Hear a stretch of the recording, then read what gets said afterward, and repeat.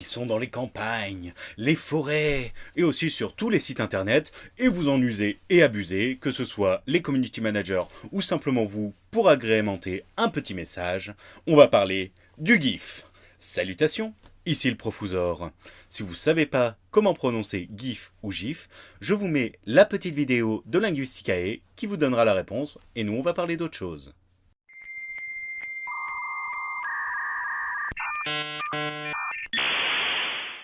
Comment Jiffy et Tenor tiennent le marché du GIF?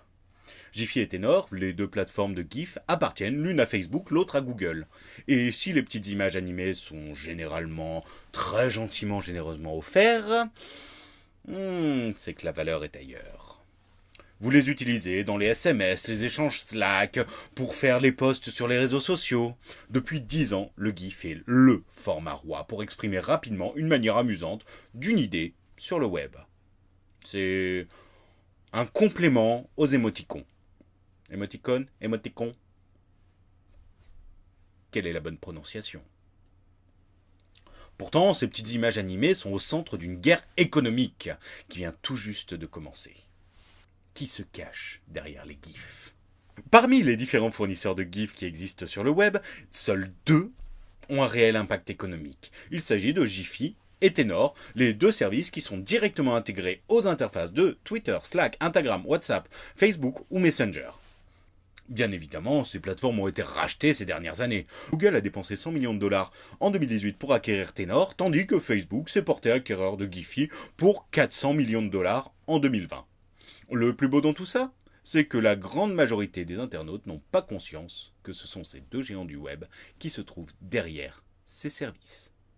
Quand on regarde les chiffres, pas besoin d'être un WC de la silicone pour comprendre tout de suite pourquoi Facebook et Google ont jeté leur dévolu sur ces deux plateformes. Bon, VC, ça veut dire Venture Capital, c'est le capital investissement. Chose amusante, quand on lit les articles des VC qui investissent dans le fond des choses, le fond des VC, je suis le seul que ça fait rire. Tenor a revendiqué 12 milliards de recherches mensuelles en 2018, tandis que de son côté, Giphy, le chiffre circule autour des 700 millions d'utilisateurs par jour. Autant dire qu'il s'agit d'un gigantesque marché pour les deux firmes. Marché, certes, mais de quel marché parle-t-on? En 2017, un article de Vox expliquait que les fournisseurs de GIF n'étaient absolument pas rentables. Bon, qu'est-ce qui a changé depuis? Parlons des nouveaux mouchards. Pour Kevin Cholot, fondateur de Epster, une start-up française qui vient de lancer la première plateforme de GIF européenne, les données de recherche des GIFs sont intégrées pour du ciblage publicitaire. Ce dernier évoque aussi l'ajout d'un tracker au sein des images permettant d'identifier ceux qui envoient les GIFs, mais aussi ceux qui les reçoivent. D'après l'article d'Owen Williams, UX manager chez Spotify et auteur de OneZero, les GIFs de Giphy embarquent un code JavaScript qui permet de savoir où ils sont postés, mais aussi de suivre la navigation de l'utilisateur sur les autres applications et sites web.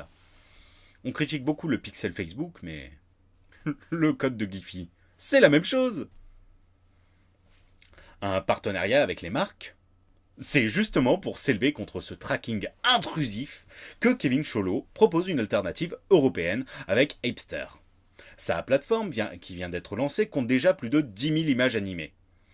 Mais elle n'est cependant compatible qu'avec l'environnement d'Apple et les applications iMessage et Signal. Sans données de recherche ou de navigation, comment l'entreprise espère-t-elle faire des bénéfices? Son fondateur explique qu'il se base sur le premier business plan de Giphy, c'est-à-dire des partenariats avec les marques. La plateforme possède plus de 200 contrats permettant à des studios de cinéma, des chaînes de télévision ou même des fédérations sportives d'uploader des centaines de GIFs qui lui seront utilisés après dans les conversations. Pour finir de convaincre les utilisateurs, Kevin Cholot précise que les GIFs sont aussi de meilleure qualité et filtrés pour éviter les extraits violents, gore ou utilisés de manière offensante.